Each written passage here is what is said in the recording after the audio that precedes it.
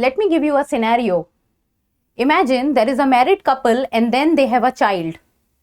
Now what happens is, in the end it comes to know that the child is because of the female adultery. Now, who will be considered the father of the child? Is it the husband or the person with whom the wife was in a adultery relationship? Now, this is a complex question, and the Supreme Court has given its landmark ruling on the question of DNA testing, fatherhood, and also adultery. And this is what we will be looking today. Hello and welcome to the in-depth series section of Drishti IAS. I'm Aisha, and in today's video we will be talking about the topic of adultery, fatherhood, and DNA test.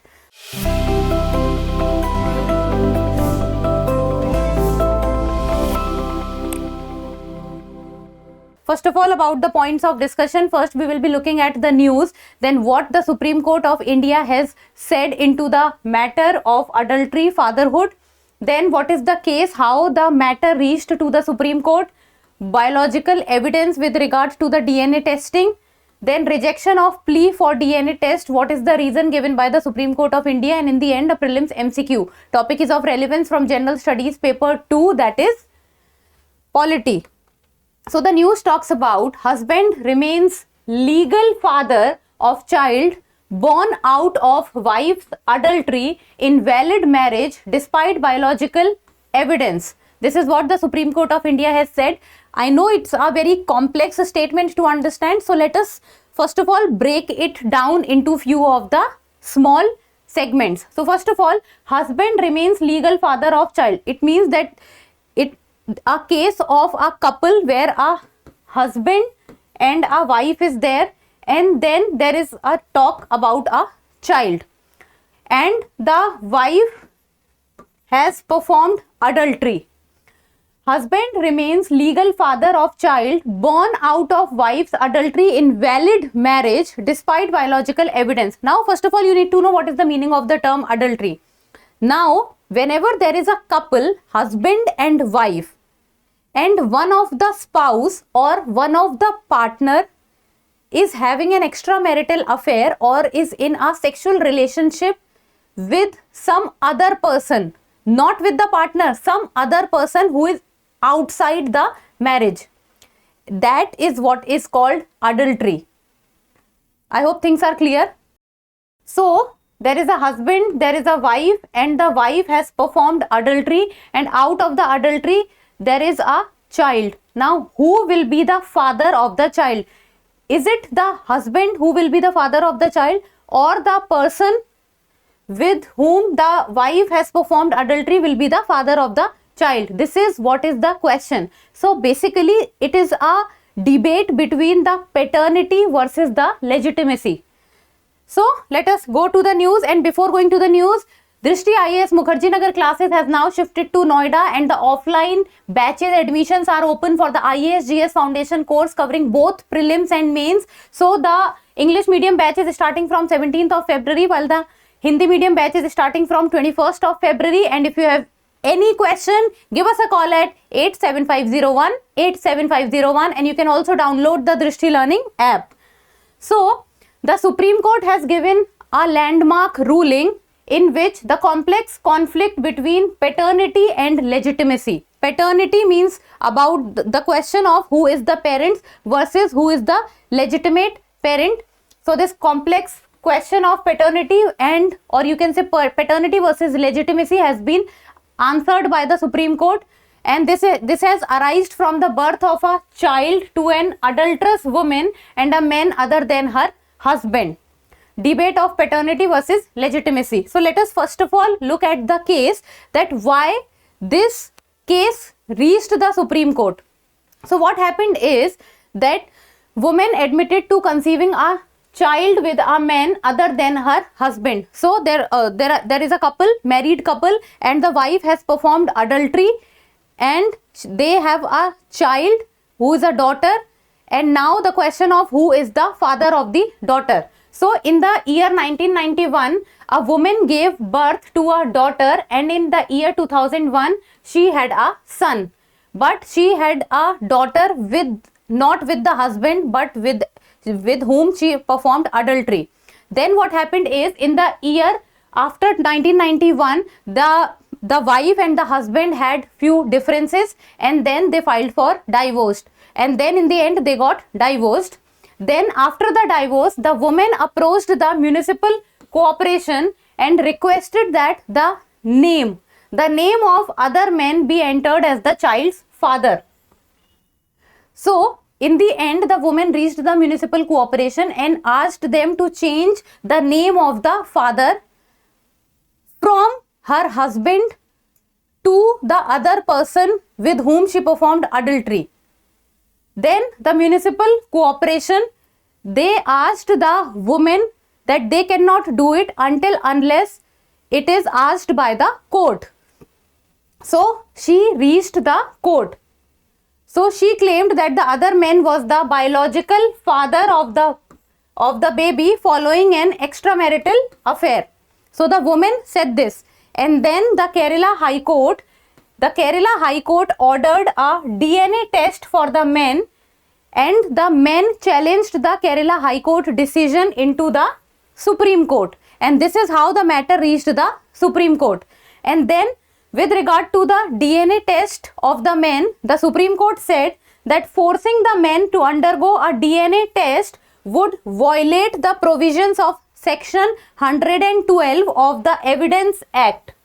So no one can force a man to go for the DNA test, and going for the DNA test will violate the Section 112 of the Evidence Act, which presumes husband to be the father unless proven otherwise. Now the meaning of this line is, there is a woman and there is a man, wife, husband, woman performs adultery, now they have a child, but at the same point of time the woman has performed adultery, but she is married to someone. So till the time the woman is married to a man, so the child's father will be the husband, because it is presumed, I am again repeating my word, it is presumed that whenever there is a relationship, the marital relationship, the child which is born out of the relationship, the couple is the parent of that child. See, performing a DNA test would violate the provisions of Section 112 of the Evidence Act, clear, which presumes husband to be the father unless proven otherwise. So the husband will be presumed to be the father of the child unless proven otherwise. Now what, there is a case of this also, that unless proven otherwise also have a point. We will be coming to this point. I hope things are clear till now. The case is clear, and what does the Supreme Court said is also clear, that it is presumed that the child which is born is the husband and the wife are the parent of the child. Now the court said, if a marriage remains valid and the spouses have access to each other, access to each other means that they are in a marital relationship with each other and they have the relationship of a husband and a wife, the husband is considered the legal father of the child. So if the marriage of a husband and wife is legal and then the child is born, then the child, if it is born by the adultery, but the woman and her husband are in a relationship, it will be presumed that the husband is the father of the child. The clause is that if they have access to each other, it means that they share marital relationship with each other, even if he is not the biological parent. I hope you are getting. See, let me again tell you.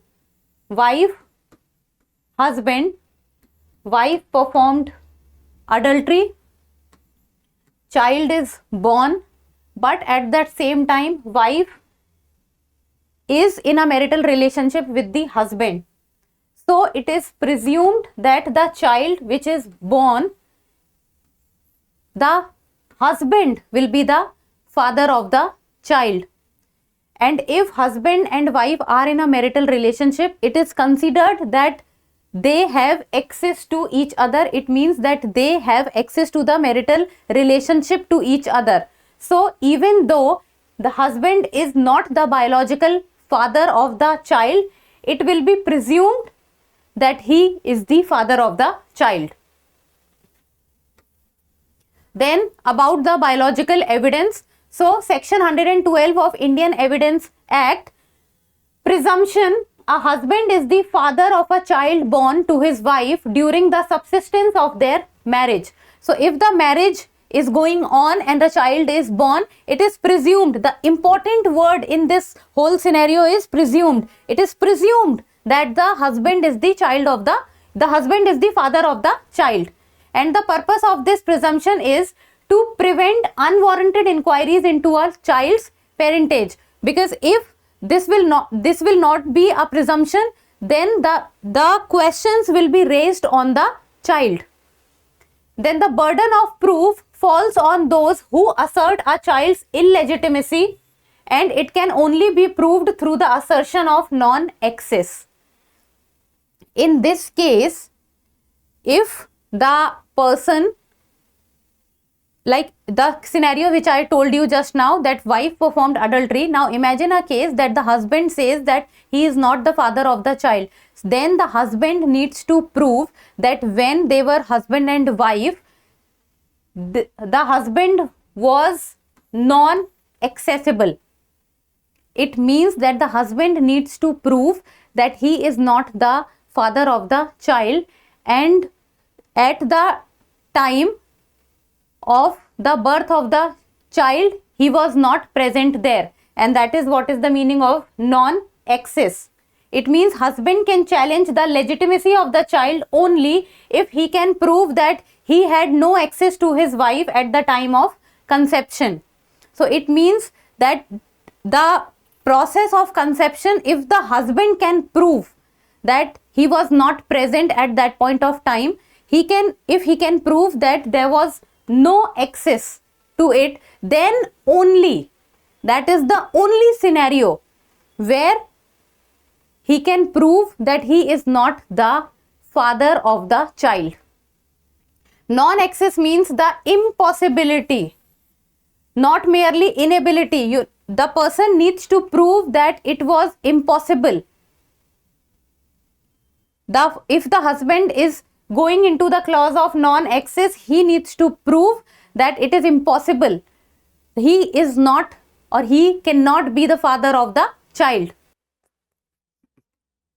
Now about the rejection of plea for DNA test. So why did the Supreme Court of India rejected the plea of the Kerala High Court with regard to performing the DNA test? So that is because of the right to privacy and dignity under Article 21 of the Indian Constitution. So the right to privacy and dignity against the child's legitimate interest in knowing their biological father. So it is not that the child has asked that he or she wants to know who is his or her father, and then compelling an individual to undergo a DNA test could subject his or her private life to public scrutiny, because DNA test reveals a lot of information about a person and also about the family lineage. So this private information, right to privacy, will be at a greater risk of the person and also to the associated people or to the person or the family members of the person, which could harm his reputation and dignity. So this is on what grounds the Honorable Supreme Court of India has rejected the plea with regards to the DNA test. And now in the end, a prelims MCQ, and this is a PYQ.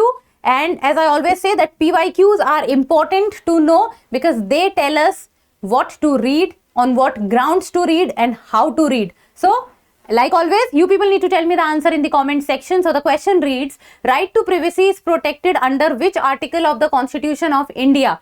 Article 15, Article 19, Article 21 or Article 29? So give me the answer in the comment section, and that's all for today. Thank you so much for watching. Till we meet next time. Keep reading, keep writing, and keep subscribing to the channel. Thank you. For more informative content, like, share and subscribe, and do not forget to press the bell icon to get the notifications.